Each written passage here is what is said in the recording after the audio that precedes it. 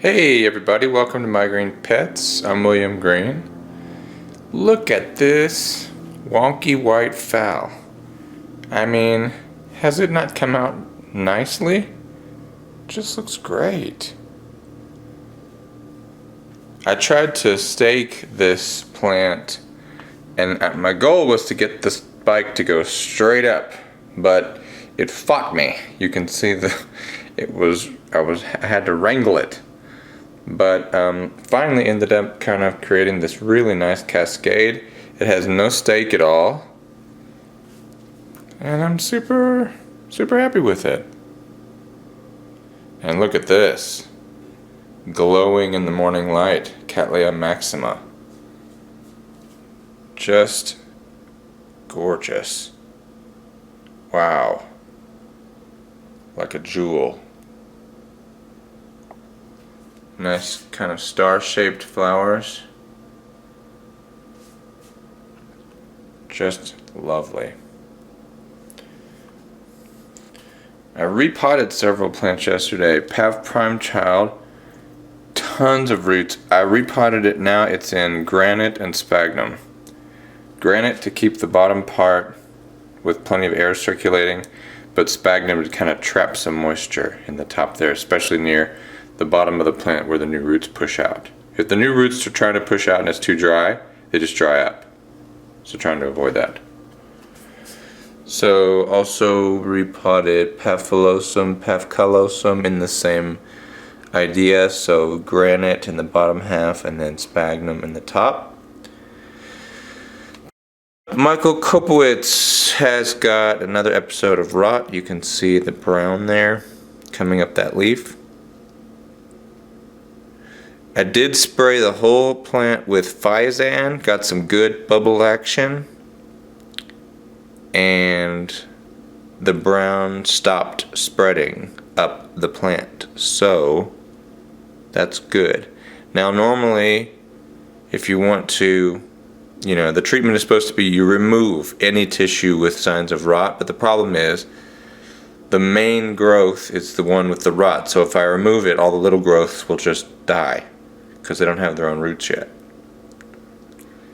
So we're just trying to disinfect and keep it as dry as possible. Maybe the new fans, the new growths won't get it, but this has been going on for a couple years, so it's always a possibility. I also stuffed some sphagnum into the granite of Country Girl. And you see the purple here? The light is so bright, and right now it's getting double sunlight plus artificial light.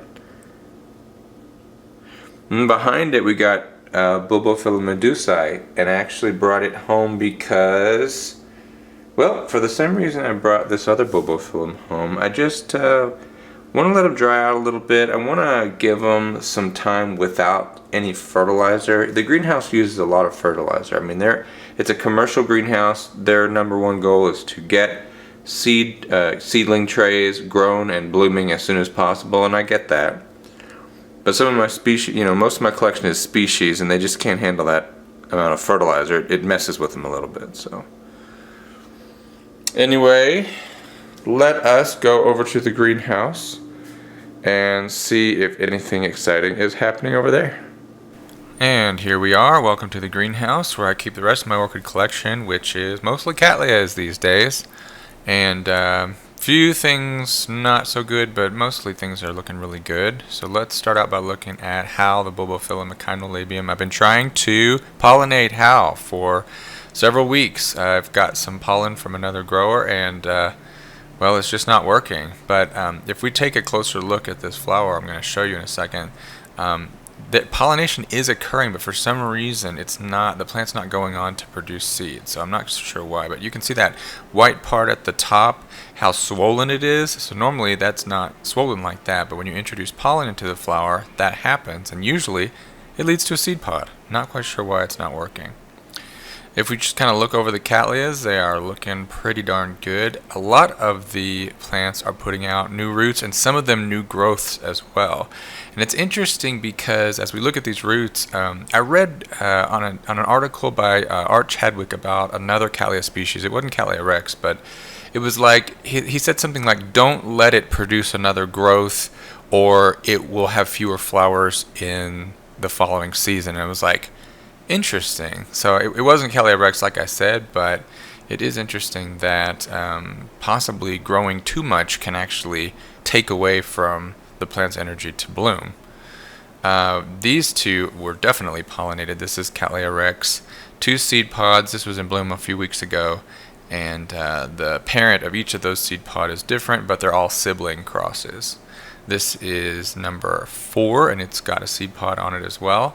I trimmed back the petals and sepals so that you can see the column there. Not sure if you're supposed to do that or not, but I did it. Vanda falcata had a really, really fantastic show of flowers about a month ago, but they're all gone now. And so now the question is, do I divide it? Do I repot it? Do I leave it alone? Well, I might just leave it alone. Talk about a recovery. Look at Phalaenopsis schilleriana. It looked so bad a couple months ago. It dropped 2 really bad leaves, but now it's growing 2 beautiful new ones. Looking for flowers on that to start soon, actually. Alright, now this little Cattleya, this is from Stephen Van Campen Lewis's collection. This is Cattleya walkeriana. This is the second growth that it is working on this year. And I'm guessing that what it does is it puts out growths in the summer and then it blooms in the fall. So I'm really crossing my fingers that I get a bloom spike on it this fall, but we will see. Alright, now for the bad news. So I detected some spider mites on my Catasetum orchid. You can see kind of underneath the leaves there was this speckling and some like black sooty looking stuff, and upon closer inspection it was like, oh god, mites, right? You can see the tiny little bite marks everywhere. So I soaked all 3 plants with a spray of 91% alcohol solution, and look what happened. These 2 leaves on Mormodia Jumbo World got absolutely fried. Some of the other leaves got slightly damaged, but the interesting thing is the other 2 plants, the Cycnoides Wine Delight and the Fred Clark R. Desert Davison, they didn't have any problems with alcohol. So I don't know if it's just thinner leaves on one plant or what. Okay, if we look at these little seedlings, believe it or not, these are little Cattleya rex seedlings that are the same age as the big ones. They are just much, much slower. But here's a new plant to my collection. It is Cattleya trianæi. I got it from Carter & Holmes Orchids about a month and a half ago. And next to it is Cattleya hardiana. This is a cross between Varsavictii and Dowiana. Both the new orchids are from Colombia.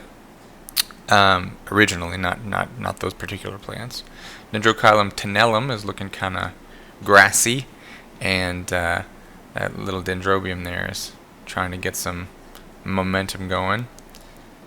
This is the Cattleya rex number 2 that had the seed pod last year that was in really, really bad shape. It's actually managed to put out several roots, and the main leaf there has gotten a little bit greener. The new leaf on it, you can see it even tried to put out a sheath, and even if it was in bad shape, and of course that sheath turned black. It's continuously putting out new roots, and I think it's going to be okay as long as it doesn't get some kind of a pathogen. Elsewhere in the greenhouse, this is a Cattleya, what's it called? Bride White Reception is what it's called. And it's lightly fragrant and just beautiful. And then this is a Catasetum that is not mine. Another grower has this one, but I don't think they know it's in bloom. I'm going to have to give them a call and be like, hey, your Catasetum is about to flower and it's going to be the coolest plant in the greenhouse, but maybe I won't tell them until it completely opens up. What do you think? Definitely want to see it first, right? Alright guys, well thank you so much for stopping by to check on My Green Pets. I'm William Green. If you have any questions, comments, anything, I love to interact, so please leave a comment, and we will update you again next week right here on My Green Pets. Until then, see you later.